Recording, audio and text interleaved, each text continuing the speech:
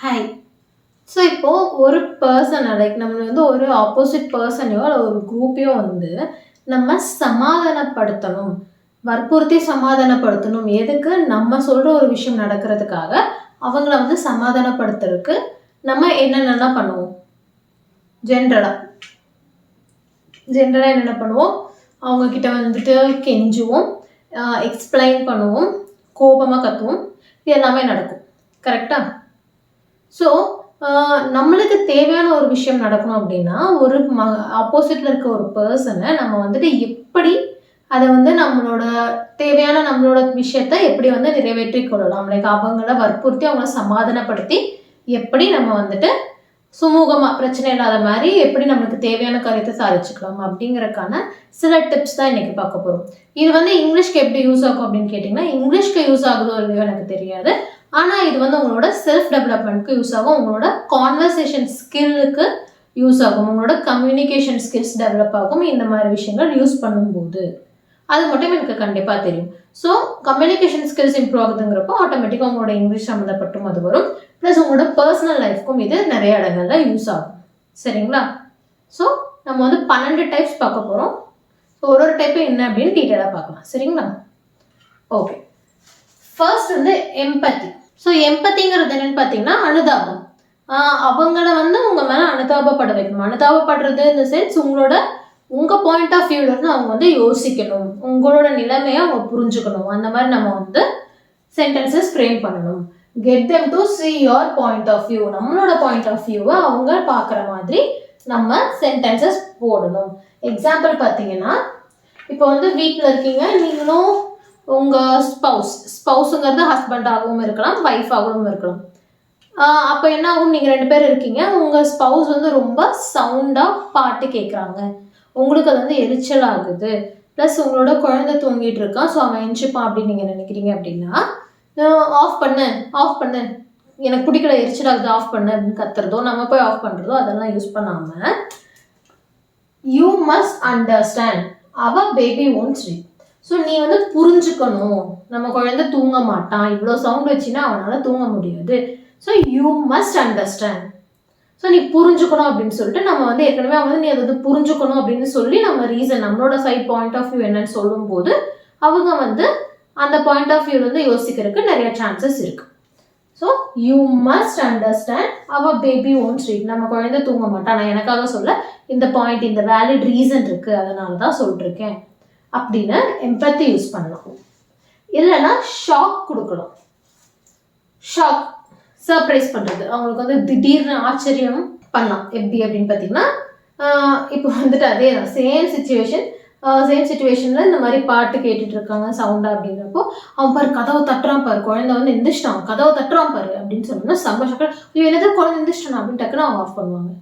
அப்படிங்கிறப்போ நம்மளுக்கு தேவையானது அது ஆஃப் ஆகிடும். அதுக்கப்புறம் நான் சும்மா சொன்னேன், நீ இப்படி பண்ணினா அவன் கண்டிப்பாக எழுந்து கதவை தட்ட தான் போகிறான் அப்படின்னு நம்ம அந்த ஷாக்லேயே அவங்க வச்சுருந்தோம்னா அவங்க நம்மளுக்கு தேவையானது நடக்கும். Okay. So second shock. Third twist. ட்விஸ்ட்டுங்கிறது என்னன்னா, ஏற்கனவே அவங்க ஒரு பாயிண்ட் சொல்லியிருப்பாங்க, அப்போதான் நம்ம இன்னொரு பாயிண்ட் நம்ம சொல்லுவோம் இல்லைங்களா? ஸோ நம்ம சொல்லும்போது நம்மளோட பாயிண்ட் அவங்க யோசிக்கணுங்கிறதுக்காக அவங்க மறுபடியும் அதையே திங்க் பண்ண வைக்கலாம். இப்போ எக்ஸாம்பிளுக்கு ஒருத்தர் எக்ஸாம்பிளுக்கு நீங்கள் ஃப்ரெண்ட்ஸ் எல்லாரும் சேர்ந்து ஒரு ட்ரிப் மாதிரி போகிறீங்க. ஓகே. ஸோ ட்ரிப் மாதிரி போகும்போது என்னாகும், காரில் ஓவர் ஸ்பீடில் ஒருத்தன் போயிட்டுருக்கான், லைக் உங்களோட ஃப்ரெண்டே தான், அவன் ட்ரைவ் பண்ணுறது ஓவர் ஸ்பீடில் ட்ரைவ் பண்ணுறான்னு வச்சுக்கோங்க. நீங்கள் ஓவர் ஸ்பீட் ட்ரைவ் பண்ணாதடா, பயமாக இருக்குது, எல்லோரும் பயந்துப்பாங்க, அது நீங்கள் சொல்கிற லைக் என்னன்னா, நான் 80 தான் போவேன், 100 தான் போவேன்னு சொல்லிட்டு அவங்க ஏற்கனவே அந்த பையன் லைக் பையனாக இருக்கலாம், பொண்ணாக இருக்கலாம், உங்கள் ஃப்ரெண்டு உங்ககிட்ட சொல்லிட்டாங்க. அப்போ என்னாகும், இப்போ 80லயோ 100லயோ போனால் அந்த நேச்சர் சீனரியோ இல்லை அந்த ட்ரிப்போட ஃபீலோ நம்மளால் என்ஜாய் பண்ண முடியாது. ஸ்லோவாக போனால் தான் நல்லாயிருக்கும் அப்படின்னு நீங்கள் யோசிக்கிறீங்க. லைக் அது ஒரு 12 hours ட்ரிப்னு வச்சுக்கோங்க. அப்போ நீங்கள் என்ன சொல்லணும்னா, அவன் ஏற்கனவே முடிவு பண்ணிட்டான், எப்படி நான் 100ல் தான் போவேன்னு முடிவு பண்ணிட்டான். அப்போ நீங்கள் என்ன சொல்லலாம் அப்படின்னா, அவன் சொன்ன விஷயத்த அவனே திரும்பி யோசிக்க வைக்கலாம், அதாவது ரீதிங்க் பண்ண வைக்கலாம். எப்படி அப்படின்னா, என்னது 100ல் தான் போவியா, அது சரி, ஆனால் உனக்கு நம்ம கூட வரவங்க எல்லாரும் ஒரு 12 மணி நேரம் கத்திக்கிட்டு பயந்துக்கிட்டே வரணும்னு எதிர்பார்க்குறியா அப்படின்னு நம்ம கேட்கலாம். ஓகே, டைரெக்டாக நீ போகாத நம்ம சொல்லலை, பண்ணக்கூடாத நம்ம சொல்லலை. ஆனால் நம்ம அவனை திருப்பி யோசிக்க வைக்கிறோம். ஸோ நம்ம இப்படி பண்ணோம்னா இவங்களாம் பயந்துக்குவாங்களா, 12 மணி நேரம் பாவம் கஷ்டப்படுவாங்களா அப்படின்னு அவன் சொன்ன விஷயத்துலேயே அவனே நான் ரீதிங்க் பண்ண வைக்கிறேன்.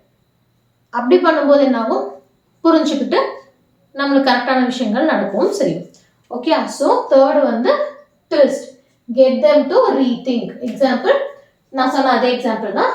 Do you want your passengers to be screened out for 12 hours? 12 hours வந்து அவங்க பயந்துக்கிட்டு கத்திக்கிட்டே இருக்கணும் உங்கள் பேசஞ்சர்ஸ் நீ நினைக்கிறியா? ஓகே, ஸோ இது ட்விஸ்ட். அடுத்தது எமோட்டிவ். எமோட்டிவ்ங்கிறப்போ அவங்க வந்து நம்மளுக்காக வருத்தப்படணும், லைக் ஐயோ பாவமே அப்படின்னு அவங்க ஃபீல் பண்ண வைக்கிறது அவங்கள. இப்போது எக்ஸாம்பிளுக்கு ஒரு ட்ரெயினில் போகிறீங்கன்னு வச்சுக்கோங்களேன். ட்ரெயினில் போகும்போது வந்து ஒரு 3 பேர் சீட், ட்ரெயினில் நம்ம ஊரில் எப்படி இருக்கும்னா 3 பேர் சீட்டில் வந்து 4 பேர் உட்காந்துருப்பாங்க. இல்லை சில நேரம் ஒருத்தரே படுத்துக்கிட்டு வருவார். நிறையா பேர் நின்றுட்டு வந்தாலுமே ஒருத்தர் படுத்துக்கிட்டு நீட்டி படுத்துக்கிட்டு வருவார். இந்த மாதிரி விஷயங்கள் நடக்கும். ஸோ நம்ம என்ன பண்ணோம் அப்படின்னா, நம்மளுக்கு வந்து நம்மளோட சீட், நம்மளுக்கு ஒரு சீட் வேணும் அப்படிங்கிறப்போ அவர் வந்து நான் நீட்டி படுத்து நானே எந்திரிக்க மாட்டேன் அப்படின்னு சொல்கிறாருன்னு வச்சுக்கோங்களேன். ஸோ அப்போ அவர் என்ன பண்ணணும், அச்சோ அப்படின்னு நம்மளுக்காக வருத்தப்பட வைக்கணும். அடடா அப்படின்னு அவர் நம்மளுக்காக வருத்தப்பட்டாருன்னா நம்மளுக்கான சீட் நம்மளுக்கு கிடைக்கும். ஸோ நம்ம எப்படி கேட்கலாம் அப்படின்னா, அந்த டைமில் நம்ம என்ன பண்ணலாம், மை டயர்ட் ஸ்லீப்லெஸ் ஃபேமிலி, என் குடும்பம் ரொம்ப டயர்டாக தூக்கமே இல்லாமல் இருக்குது, நீங்கள் வர எப்படி படுத்துட்டு இருக்கீங்க, சீட்டும் இல்லை அப்படின்னு நம்ம அப்படியே சோகமாக நம்மளோட ரொம்ப நிலைமை அப்படி சொன்னோம்னா, அடடா பாவம் குடும்பமே ரொம்ப டயர்டாக இருக்கு போல அப்படின்னு அவர் வந்து நம்மளுக்கு சீட் கொடுக்கலாம். ஸோ அவங்கள வந்து நம்மளுக்காக வருத்தப்பட வைக்கலாம். My tired sleepless family. Okay okay. அடுத்தது கில்ட். கில்ட்டுங்கிறது வந்து குற்ற உணர்ச்சி. ஸோ அவங்க வந்து ஒரு குற்ற உணர்வுலேயே வச்சிருக்கலாம். ஒரு குற்ற உணர்வுல வச்சிருக்கும் போது நம்மளோட பாயிண்ட்டு சரியாக இருந்தாலும் தவறாக இருந்தாலும் அது நடக்கும். லைக் அதை வந்து அவங்க அக்செப்ட் பண்ணிப்பாங்க. Okay, get them to feel guilt. இப்போ வந்துட்டு ஓகே, ஃப்ரெண்ட்ஸ் எல்லாரும் நீங்கள் வந்துட்டு ஒரு அவுட்டிங் மாதிரி போகிறீங்கன்னு வச்சுக்கோங்களேன். லைக் யாரும் ஒரு ஃப்ரெண்டு வீட்டில் ஒரு கெட் டுகெதர் மாதிரி வச்சுருக்கீங்க வித் ஃபேமிலி கெட் டுகெதர். அப்போ என்ன ஆகுது அப்படின்னா, நீங்கள் வந்து பிஸியாக உங்கள் ஃப்ரெண்ட்ஸ் கூட பேசிகிட்டு இருக்கும்போது உங்கள் பாப்பா வச்சுருக்கீங்க, பாப்பா வந்துட்டு அழறாங்க அப்படின்னு வச்சுக்கோங்களேன். அப்போ வந்துட்டு நீங்கள் போயிட்டு உங்கள் ஹஸ்பண்ட் கிட்டேயோ இல்லை உங்கள் ஒய்ஃப் கிட்டேயோ போயிட்டு பாப்பா பார்த்துக்கோ, நான் வந்து ஃப்ரெண்ட்ஸ்ட்டு பேசிகிட்டு இருக்கேன் அப்படின்னு நீங்கள் சொல்கிறீங்க. ஏன்னா பாப்பா பார்த்துக்கிற ஃப்ரெண்ட்ஸ்ட்டு பேசிக்கிறேன், பாப்பா பார்க்கறதோட உனக்கு ஃப்ரெண்ட்ஸ் பேசுறது முக்கியமா, சரி 2 பேர் பார்த்துக்கலாம் வா, நீயும் சமாதானம் பண்ணு நானும் சமாதானம் பண்ணு அப்படி சொல்கிறாங்க. இல்லை நீயே சமாதானம் பண்ணு நான்லாம் பண்ண மாட்டேன், நான் இங்கே பிஸியாக இருக்கேன்னு ஏதாவது சொல்கிறாங்க வச்சுக்கோங்களேன். மேபி நம்ம வந்து ஃப்ரெண்ட்ஸ் கிட்ட பேசிட்டு ஜாலியாக இருக்க டைமாக கூட இருக்கலாம், நம்ம ஸ்பவுஸ் வந்து ஏதோ ஒரு மீட்டிங்கில் கூட இருக்கலாம். ஆனால் அந்த நேரத்தில் நம்மளுக்கு இதுதான் தேவை அப்படிங்கிறப்போ, பாவம் இந்த குழந்தைய அழாமல் பார்த்துக்கன்னு மட்டும்தானே சொல்கிறேன், அழறா சமாதானம் பண்ணுன்னு தானேப்பா சொன்னேன், அது கூட பண்ண மாட்டியா, சரி அப்படிங்கிறவா நம்ம பில்டப் கொடுத்தோன்னு வைங்களேன். உடனே அவங்களுக்கு வந்து குற்ற உணர்ச்சி, அடடா குழந்தைய சமாதானப்படுத்த சொன்னது கூட நம்ம பண்ண முட்டோமே, அப்போ நம்ம ஃப்ரெண்ட்ஸ் கூட இருக்கிறதோ நான் மீட்டிங் அட்டென்ட் பண்ணுவோம் இந்த மாதிரி விஷயங்கள் நம்ம ஞாபகம் வராது. ஸோ அவங்க வந்து அந்த குற்ற உணர்ச்சியில் கொண்டு போய் விடும்போதும் நம்மளுக்கு ஈஸியாக நம்ம நினைக்கிறது வந்து நடக்கும், சமாதானப்படுத்தி அதை செய்யலாம். So guilt. ஓகே, ஸோ இதெல்லாம் வந்து உங்களுக்கு வந்துட்டு என்னடா இது ரொம்ப பெரிய பிளானா அப்படி இப்படி தோணுது அப்படின்னு தோணலாம். ஆனால் சில விஷயங்கள் சில வகையில் தான் ஹேண்டில் பண்ணணும். ஸோ அந்தந்த சூழ்நிலைக்கு ஏற்ற மாதிரி அந்தந்த ஆளுக்கு ஏற்ற மாதிரி நீங்கள் ஏதோ ஒரு டெக்னிக் யூஸ் பண்ணிக்கலாம். எம்பத்தி ஃபர்ஸ்ட் வந்து அவங்க உங்கள் பாயிண்ட் ஆஃப் வியூ புரிஞ்சுக்க வைக்கலாம், இல்லைனா அவங்களுக்கு ஒரு ஷாக் சர்ப்ரைஸ் கொடுக்கலாம், இல்லை அவங்க திருப்பி மறுபடியும் அவங்க பாயிண்ட்டே அவங்க திருப்பி ரீதிங்க் பண்ண வைக்கலாம், இல்லைனா அவங்க வருத்தப்பட வைக்கலாம் நம்மளுக்காக, இல்லைனா அவங்களோட குற்ற உணர்ச்சியில் தள்ளலாம். ஸோ இதெல்லாம் பண்ணும்போது நம்மளோட பாயிண்ட் ஆஃப் வியூ நம்மளுக்கு தேவையானது அது நடக்கலாம். எப்படின்னா அவங்க சமாதானம் ஆயிடுவாங்க. ஓகே, ஸோ இது 5 டைப்ஸ்.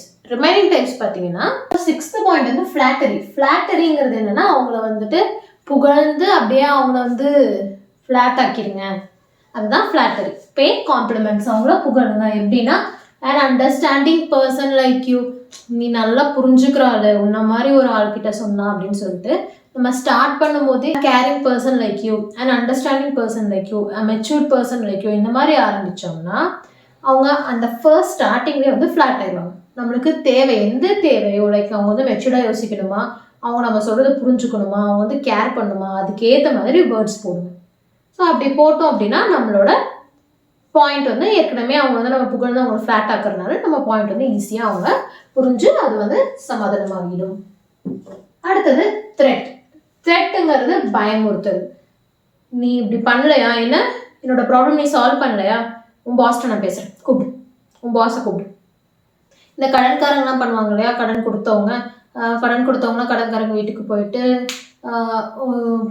கூப்பிடு, உங்கள் வீட்டில் இருக்கவங்க கூப்பிடு, நான் பேசுகிறேன், நான் நியாயம் கேட்குறேன், நீ கூப்பிடு அப்படி சொல்லுவாங்க இல்லையா. ஸோ அது பயந்துட்டு இல்லைப்பா வீட்டிலலாம் சொல்ல வேண்டாம், நான் இது பண்ணிடுறேன் அது பண்ணிடுறேன்னு சொல்லிட்டு அவங்க வந்து சால்வ் பண்ண ட்ரை பண்ணுவாங்க.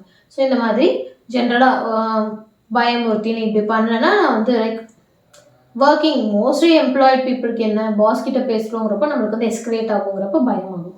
ஸோ அந்த மாதிரி பயமுறுத்தி அப்படியும் அவங்களை வந்து நம்மளோட தேவையானதை வந்து சமாதானப்படுத்தி செய்யலாம்.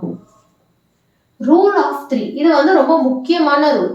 அதாவது எப்படின்னா 3 ரீசனையோ இல்லை 3 குவாலிட்டிஸையோ நம்ம தொடர்ந்து சொன்னோம் அப்படின்னா அது வந்து ஆப்போசிட்ல இருக்க பர்சனுக்கு பயங்கரமா இது ரொம்ப சூப்பர் அப்படிங்கிற மாதிரி பதிஞ்சிடும். 3 ரீசனோ இல்லை 3 குவாலிட்டிஸோ நம்ம கண்டினியூஸாக சொல்லும்போது அவங்களுக்கு வந்து இது பயங்கரம், இதுதான் கரெக்டுங்கிற மாதிரி அவங்க மைண்டில் பதிஞ்சிடும். இது வந்து சைக்காலஜி ரூல் ஆஃப் 3. அதை ஏன் யூஸ் பண்ணலாம்? இப்போ எக்ஸாம்பிளுக்கு வந்துட்டு ஒரு ட்ரெயினில் போகலாம் அப்படின்னு டிசைட் பண்ணுறீங்க. ட்ரெயினில் போகலான்னு டிசைட் பண்ணுறப்போ நார்மல் கோச் புக் பண்ணலான்னு கொஞ்சம் பேர் சொல்லும்போது உங்களுக்கு ஏசி கோச் தான் புக் பண்ணணும் அப்படின்னு நீங்கள் நினைக்கிறீங்க அப்படின்னா இல்லை நம்ம ஏசி கோச்சில் போகலாம் அப்படின்னு நீங்கள் சொல்லிட்டு, ஏன்னா அதுதான் வந்து நம்மளுக்கு it will provide reassurance, comfort and support. அப்படி சொல்லும்போது நம்மளுக்கு வந்து அது வந்து ஒரு அஷூரன்ஸ் கொடுக்கும், ஒரு கம்ஃபர்ட் இருக்கும், சப்போர்ட்டாகவும் இருக்கும். ஸோ இந்த மாதிரி நம்ம சொல்லும் பொழுது 3 ரீசன் கொடுத்துருக்கோம். ஸோ ஒன்றுக்கு அடுத்து ஒன்று அதுக்கடுத்து ஒன்று அப்படின்னு 3 நம்ம கண்டினியூஸாக கொடுக்கும்போது கரெக்டு இதுதான் வேலிட் பாயிண்ட் அப்படின்னு ஆப்போசிட்ல இருக்க பர்சனுக்கு தோணும். Psychology. Okay. So rule of 3 try பண்ணலாம். இல்லைன்னா ரெட்டாரிக்கல் கொஸ்டின்ங்கிறது என்னன்னா அந்த கேள்விக்கு ஒரு பதில் தேவைப்படாது இல்லை பதில் எதிர்பார்க்கப்படாது அப்படிங்கிறது தான் வந்து ரெட்டாரிக்கல் கொஸ்டின். எக்ஸாம்பிளுக்கு உங்கள் வீட்டில் வந்து ஏதாவது நீங்கள் காஸ்ட் ஏதாவது பொருள் கேட்குறீங்கன்னு வச்சுக்கோங்களேன். பணம் என்னடா மரத்துலையா காய்க்குது அப்படின்னு அவங்க கேட்பாங்க. ஸோ அவங்க என்ன பதில் எதிர்பார்க்குறாங்க? ஆமாம் மரத்தில் காய்க்குதுன்னு சொல்கிறோமா இல்லை மரத்தில் காய்க்குதுன்னு சொல்லணும்னு எதிர்பார்க்குறாங்களா? எதுவுமே கிடையாது. நார்மலான ஒரு கொஸ்டின். ஸோ இந்த மாதிரி கொஸ்டின்ஸ் தான் வந்து ரெட்டாரிக்கல் கொஸ்டின். இன்னொரு எக்ஸாம்பிள் பார்க்கணும் அப்படின்னா லூசாடா நீ அப்படின்னு கேட்கலாம். லூசாடா நீன்னு கேட்கும்போது நம்ம ஆமாம் நான் லூஸ் தான் சொல்லுமா இல்லை நான் லூஸ் இல்லைன்னு சொல்லுவோமா? அந்த கேள்விக்கு பதிலே தேவைப்படாது, பதிலே எதிர்பார்க்கப்படாது. அந்த மாதிரி கேள்விகள் தான் வந்து நமக்கு rhetorical question. So surely you can help me. இப்போ ஒரு ப்ராஜெக்ட்ல உங்களோட கதைக்கு உங்களுக்கு ஹெல்ப் பண்ணோம்னா surely you can help me அப்படின்னு சொல்லிட்டு டபக்குன்னு கொண்டு போய் அந்த சிஸ்டமையோ இல்லை அந்த ப்ராஜெக்ட் ஃபைலையோ இல்லை எதையாவது டபக்குன்னு அவங்கள்ட்ட வச்சுட்டு வந்துடலாம். அப்படிங்கிறப்போ அந்த கேள்விக்கு நீ எனக்கு உதவி செய்யறியா அப்படிங்கிற கேள்வி கிடையாது. கண்டிப்பாக உன்னால் எனக்கு உதவி செய்ய முடியும் அப்படின்னு சொல்லிட்டு நம்ம அவங்கள்ட்ட கொண்டு போய் அந்த வேலையை ஒப்படைச்சிடும். அப்படிங்கிறப்போ அதுக்கான பதிலே தேவைப்படலை அப்படிங்கிற கொஸ்டின் மட்டும் கேட்டுட்டோம். அப்படிங்கிறப்போ அவங்களால நோ சொல்றதுக்கு வாய்ப்பு கம்மி. ரிப்பீட்டேஷன். ரிப்பீட் பண்ணலாம். Please please please please help அப்படின்னு சொல்லிட்டு நம்ம ரிப்பீட் பண்ணலாம். ஒரே வார்த்தையை திருப்பி நம்ம ரிப்பீட் பண்ணும்போது அவங்களால நோ சொல்ல முடியாது.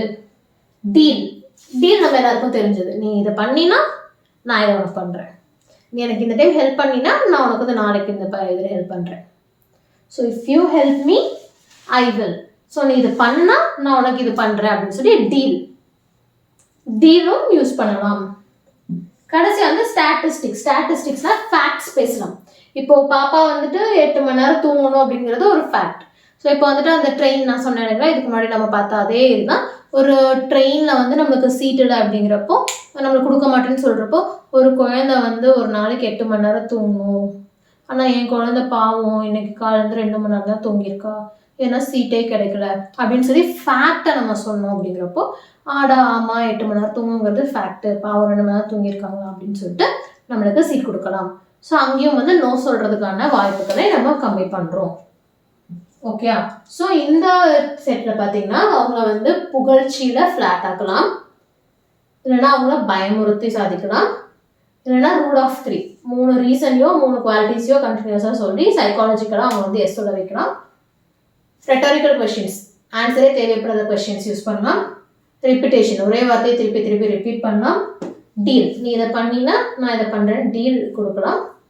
ஸ்டாட்டிஸ்டிக்ஸ் ஏதாவது ஃபேக்ட்ஸு டேட்டா கரெக்டாக பேசணும் அப்படின்னா அதனாலையும் அவங்கள வந்து எஸ் சொல்ல வைக்கலாம். ஸோ இந்த 12மே நம்மளுக்கு ஒரு பர்சனை வந்து கன்வின்ஸ் பண்ணுறதுக்கு அவங்க வந்து எஸ் சொல்ல வைக்கிறதுக்கு லைக் நம்ம பேசுறதுக்கு நம்மளோட பாயிண்டோட ஒத்து போக வைக்கிறதுக்கான டிப்ஸ். ஸோ இதை நம்ம ஃபாலோ பண்ணோம் அப்படின்னா ரிலேஷன்ஷிப் கூட பிரச்சனைகள் இல்லாமல், அதே மாதிரி சூழ்நிலைக்கு ஏற்றதை எந்த பர்சனுக்கு எது யூஸ் பண்ணோம் அப்படிங்கிறத செலக்ட் பண்ணி நம்ம யூஸ் பண்ணுறோம் அப்படிங்கிறப்போ நம்மளுக்கு அந்த இடத்துல நம்மளோட காரியமும் நடக்கும், அந்த ரிலேஷன்ஷிப்பும் எந்த பிரச்சனையும் இல்லாமல் சுமூகமாக போய்கிட்டு இருக்கும். சரிங்களா? ஸோ இன்றைக்கி உங்களோட ஹோம்ஒர்க் என்னென்னு பார்த்தீங்கன்னா, நம்ம வந்து 12 டைப் பார்த்துருக்கோம். இதில் உங்களுக்கு பிடிச்ச 3 டைப் எது? அண்ட் நீங்கள் ஒரு சிச்சுவேஷன், நீங்களாக வந்து ஒரு சிச்சுவேஷன் ஃப்ரேம் பண்ணி அந்த சிச்சுவேஷனுக்கு எப்படி நீங்கள் வந்துட்டு இதில் ஏதாவது ஒன்று யூஸ் பண்ணுவீங்க அப்படிங்கிறத சொல்லணும். அதுதான் உங்களோட ஹோம்ஒர்க். ஓகே? ஸோ ஹோம்ஒர்க் பண்ண மறந்துடாதீங்க. டவுட்ஸ் எது இருந்தால் கமெண்ட்டில் சொல்லுங்கள், டிஸ்கஸ் பண்ணிக்கலாம். ஹோம்ஒர்க் மறக்காமல் பண்ணிவிடுங்க. ஓகே? தேங்க்யூ.